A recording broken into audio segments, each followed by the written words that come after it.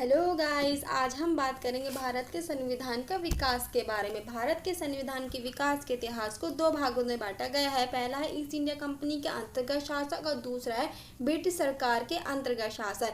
तो 1858 में जब ईस्ट इंडिया कंपनी का शासन चल रहा था तो ब्रिटिश संसद ने विभिन्न कानून यानी कि एक्ट, आदेश पत्र यानी कि कंपनी चार्टर्स पारित किए और शासन पर अपना नियंत्रण कर दिया। परंतु जब उसने स्वयं शासन अपने हाथों में ले लिया तब भी उसने विभिन्न कानून और आदेश पत्र जारी किए। इन सभी आदेश पत्र और कानून को भारत के संविधान के विकास के रूप में जाना जाता है।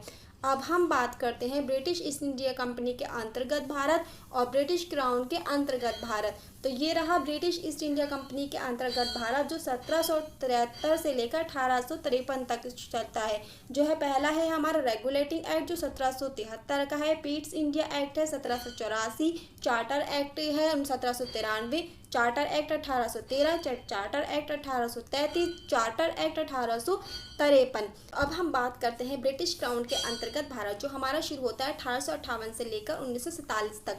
तो पहला है हमारा गवर्नमेंट ऑफ इंडिया एक्ट जो 1858 का है, फिर है इंडिया काउंसिल एक्ट जो 1861 में चलता है और इंडिया काउंसिल एक्ट 1892 में। फिर है भारत परिषद अधिनियम 1909, भारत सरकार अधिनियम 1919, भारत सरकार अधिनियम 1935, अगस्त प्रस्ताव है 1940, क्रिप्स प्रस्ताव है 1942, कैबिनेट मिशन है 1946 और माउंटबेटन योजना है 1947। ये रही है हमारे दोनों चार्टर्स की लिस्ट। अब हम अपनी क्लास खत्म करते हैं। कल को हम इन्हीं चीज़ों को डीपली स्टडी करेंगे, जो है 1600 ईस्वी से शुरू होकर हमारे 1853 तक के एक्ट तक चलेगी। थैंक